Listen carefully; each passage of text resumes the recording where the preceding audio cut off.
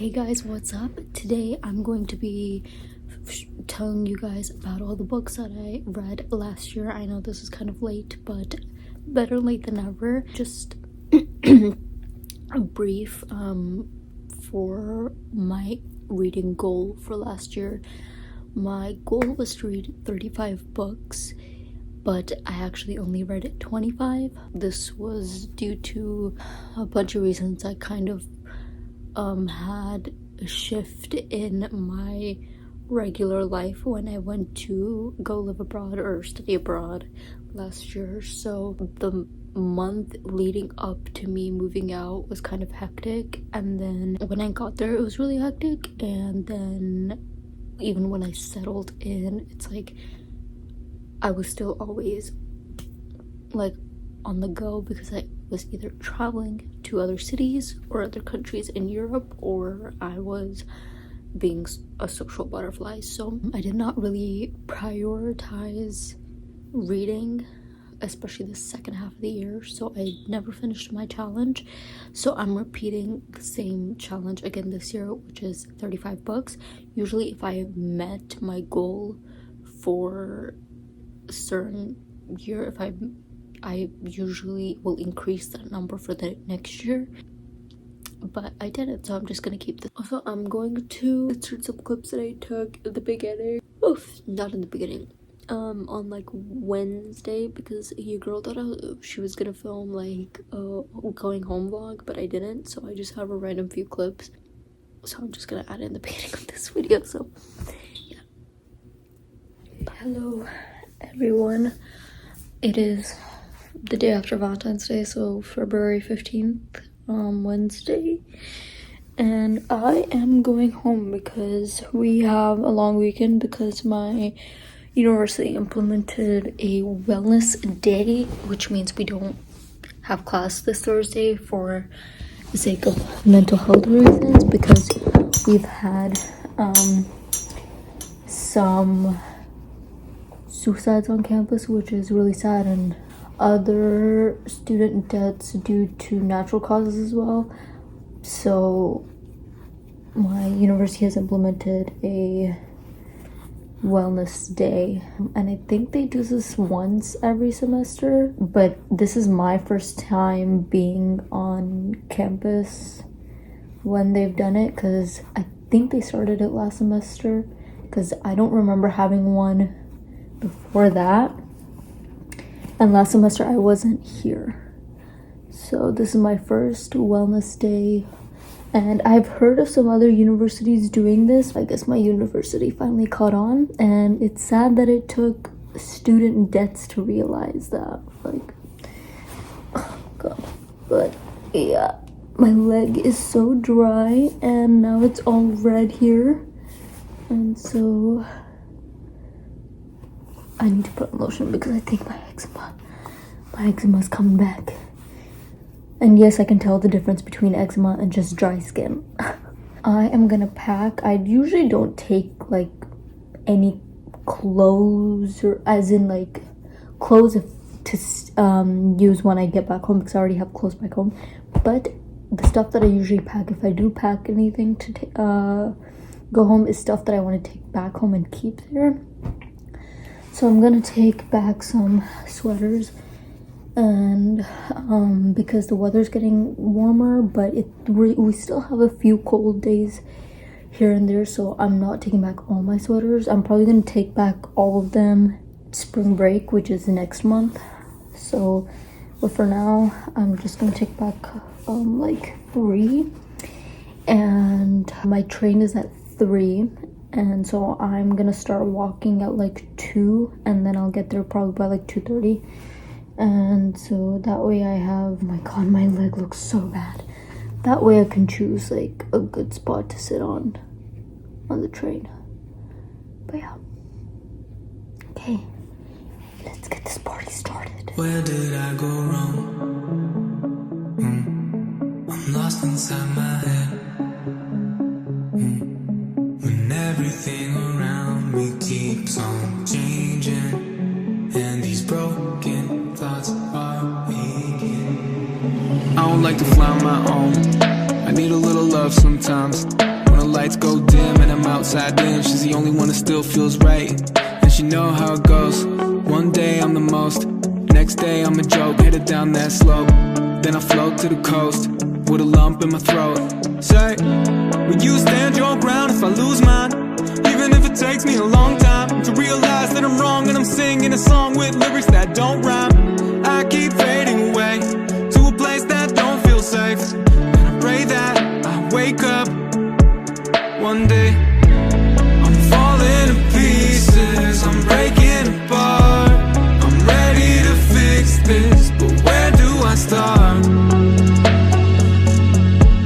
Where do I start? I'm falling to pieces. Okay, time literally flew by because it's already 1:50, which means I have to leave in 10 minutes. I just packed up this like duffel bag, and then I'm packing up my backpack because, guys, it's wellness day, and let me just have a rant about math teachers.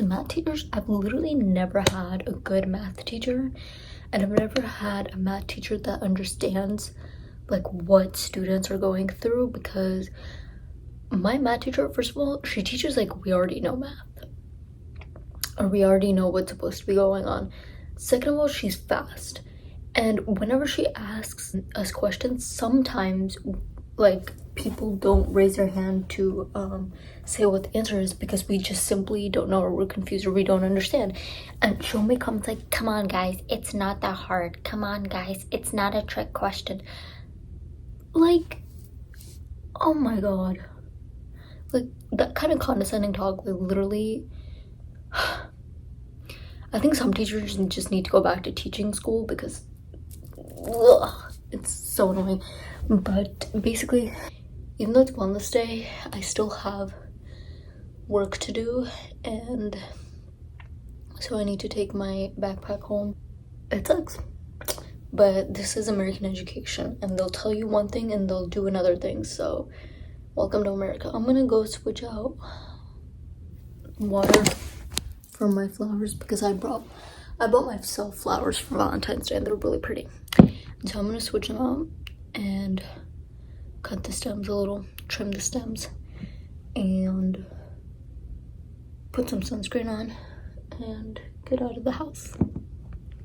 Let's go. And yes, this is what I'm wearing. It's like 70 degrees outside, but it's so cold on the train, so I didn't really understand how to dress, but I'm just wearing this sweatshirt from H&M that I got in France, but you can get at any H&M.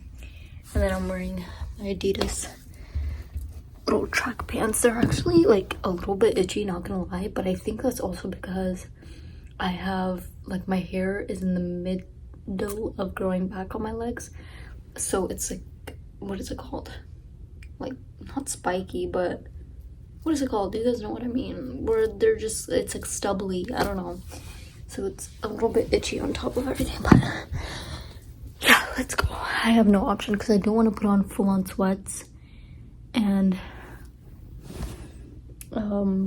yeah, I don't know, let's go. Okay, so I left the apartment and I'm heading down.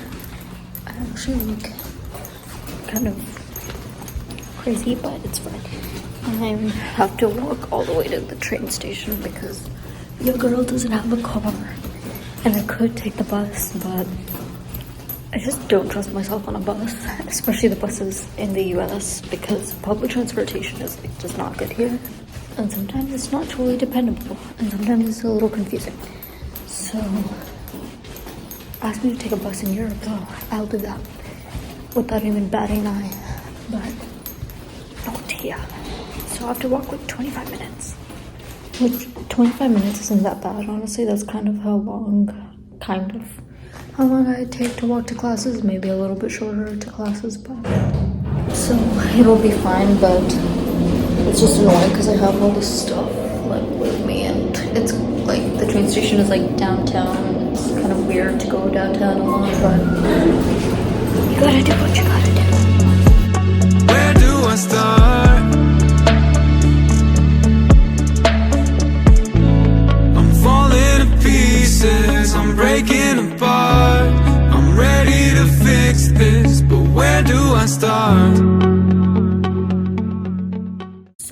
The first book that I'm going to be talking about is Modern Romance by Aziz Ansari. If you don't know who Aziz Ansari is, he is a American Indian comedian slash actor. One of his biggest roles was on Parks and Rec. I actually never watched Parks and Rec. I only know him through his comedy, really. I don't think I've watched any of his work, but I've watched a few snippets of his comedy here and there. So this is his memoir about his life getting into the industry, how he was treated when he was in the industry, and just his current life right now. I like reading about famous people's lives, but they have to be famous people that I'm genuinely interested in, that I can connect to in some way. So with him, I was really interested in how a brown person was being treated in Hollywood, and just his experience up to this point. So yeah, but I will not like go out of my way to like read a memoir of like, I don't know, the Kardashians or anything, because I cannot relate to them anyway. I'm not really interested or anything in their lives. So yeah, it has to be like someone I'm truly interested in or can relate to in some way. So I gave this book 3 out of 5 stars because it was good and it was enjoyable, but it's not something that I read and I was like, oh, wow, I'm gonna really remember this for the rest of my life. Like, it was also, I read it, this is what the thing about reading books on Audible or on audio, I feel like they're, especially like memoirs where it's more personal, I feel like I'm a little bit detached somehow. He narrated his own book, so that was cool to listen to it in his voice, because it is his life. The next book that I read on my Kindle was the second book in the Blood and Ash series. It's Kingdom of Flesh and Fire by Jennifer L. Armentrout.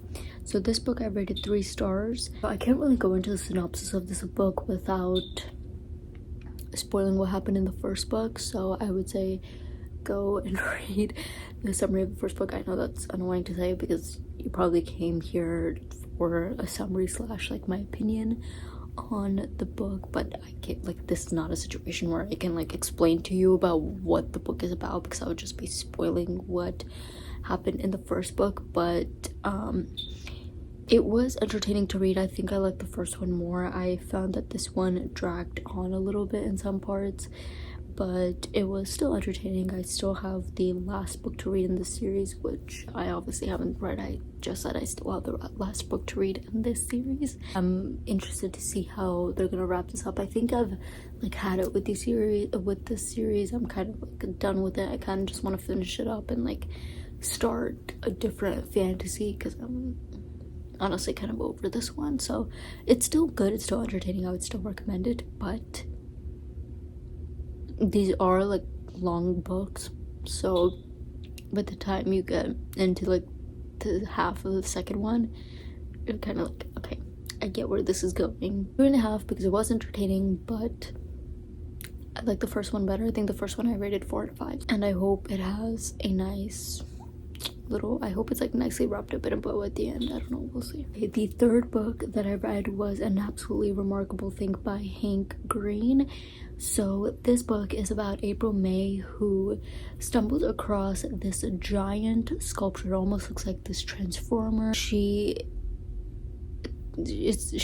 finds it really intriguing, so her and her friend end up taking a video with it, and she uploads it to YouTube without thinking much of it.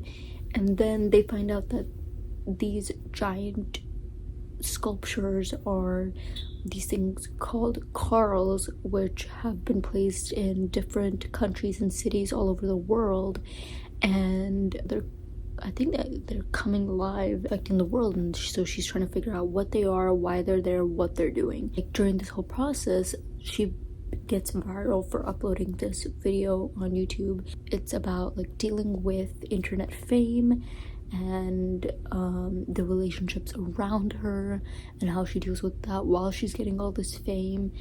and it's quite interesting. It's quite a unique idea, but it's definitely something that I can totally like. This is the epitome of like the Green Brothers. This is such a Hank Green book, you know, because I watched them on YouTube and I've kind of understood their personality. I kind of understand what they're into and how they write their books and what they write their books about and stuff. This was actually a pretty entertaining and interesting read. I rated it at 3 out of 5 stars. Again, I liked it. It's not like I'm gonna go around recommending this book to everyone type of thing, but it was still, like, I still recommend it. I would still recommend people to read it. I think it's meant to be just like a fun read with some topics just to discuss and think about here and there. Okay. The next book that I read was Anxious People by Fredrik Backman. So this is about a hostage situation gone wrong. So these 8 strangers are at an open house, and then suddenly a bank robber comes in and holds these 8 strangers hostage because he's being chased down by the police, and he just runs into this open house to hide, and then he holds these 8 strangers hostage. And I loved this book so much. It's like very witty, it's quite funny, but it's also heartbreaking. Like all these 8 strangers are very anxious people, so they all have their own storylines and problems that are going on in their lives. There's like twists and turns in this book, which I did not expect, because it is such a mundane book, but not really, because it is a pretty unique situation. So it's not, but it's just, it's not normal at all. Normal is not the right word, but it's just like you wouldn't expect like twists and turns to happen in a book where it's just 8 people being in one room and feeling anxious. Like, what kind of twists and turns would you expect in a story like that, you know? But let me tell you, they're there. But I think the way that Backman brought these people to life was just amazing, because he really made us love them and fear for them, but they all have their own flaws, and sometimes you'll get annoyed at them, and it's amazing. Sometimes in these videos I like to read quotes from certain books, where if I find that quote to be really meaningful or funny, or something like that. So in this one I highlighted a quote that says, "Parenthood can lead to a sequence of years when the children's feelings suck all the oxygen out of a family, and that can be so emotionally intense that some adults go for years without having an opportunity to tell anyone about their own feelings, and if you don't get a chance for long enough, sometimes you simply forget how to do it." Which I thought stunning, just amazing. So if you're looking for an entertaining book to pick up, and if you have anxiety, this is not I don't think this is a very triggering book. If anything, it's one of those books where you read and you're like, wow, I can really relate to that, rather than something that pulls on your triggers more. So I really recommend reading this. I loved it. The next book I listened to on audio as well. This is The Lost Apothecary by Sarah Penner. I was so disappointed in this book. I rated it 2 out of 5 stars. Basically, this book is based on a real woman. I don't remember her name, but I'll put it up here.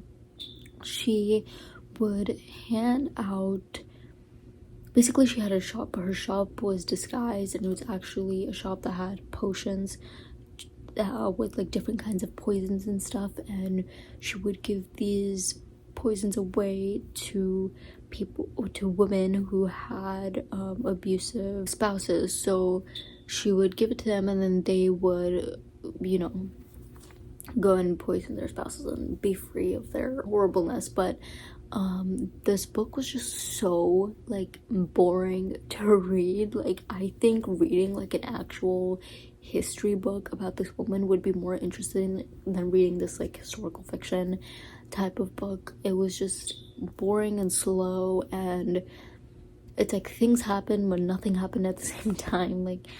It was just annoying, and I didn't really care for any of the characters. The little girl in this book, like, I found so irritating. Eliza Fanning, she was so annoying to read about. In this book, it's Nella, who sells well disguised poisons to desperate women who would kill to be free of the men in their lives.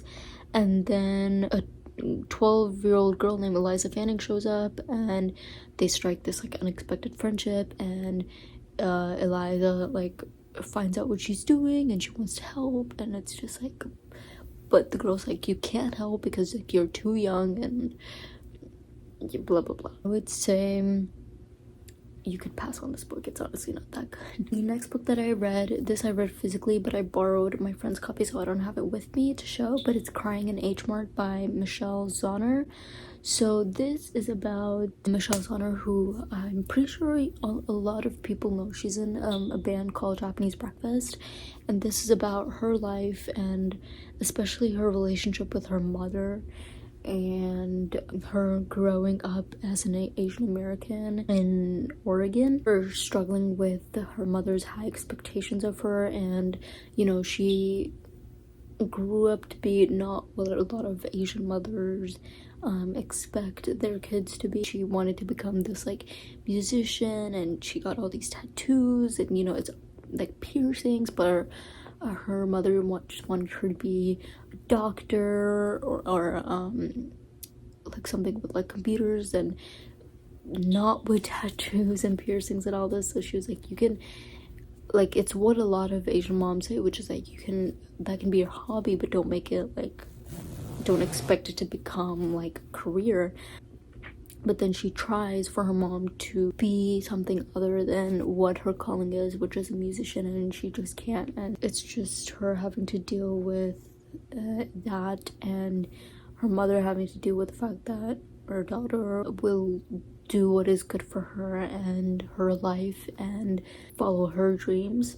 Her mom also ends up getting cancer, so she has to navigate her feelings with this, because you've grown up with a woman your whole life that you haven't had a good relationship with, and then even though you love her so much, and then she gets cancer, and then you're like, you know, like hurt, but you also don't really know how to navigate all those frustrations that you have. It was a really, really, really good book, and I recommend it very much. And I love books about mother-daughter relationships because I feel like they're one of the most complicated. I graded this 4 out of 5 stars. It was okay. So the next book that I read is Concrete Rose by Angie Thomas. So this book is about Maverick Carter. He's 17 years old, and he really wants to provide for his family. So his mom has been working 2 jobs day and night, and his dad is in prison, and he just comes home and he's like tired of seeing his mom so tired, and he's like, I really need to find a quick and fast way to provide for the family. So he starts dealing for the King Lord to help his mom and his family. So the thing about this is he is going about his life with this money that he just earned, but obviously his mom doesn't want him to deal drugs, and so he doesn't tell her, and he finds out that his girlfriend is pregnant, and so he also becomes a father, so he also has to provide money for the child, but his girlfriend doesn't want him to deal drugs either. So he's kind of like, but like the only way that he can really make this money and like provide is or make enough money and provide is by dealing drugs. Meanwhile, he's in school, and he, you know, is trying to do well in school, but then he has a girlfriend, he has a child, he has his mom, his dad's in prison, you know, it's all these factors in his life, and it's just like, how is he supposed to live a normal, decent life and make money and support the people he loves without having that financial support? So it's really, really good. It challenges the idea of being what a man is and what a man should be, but also like a black man, because that's a totally different, you know, it has its own, being a man, like there's a weight to that, but being a black man, there's an extra weight, so an extra pressure. Really good book to read about if you want to gain perspective on that specific topic. It's also very emotional, but it also like really establishes the importance of what having a family is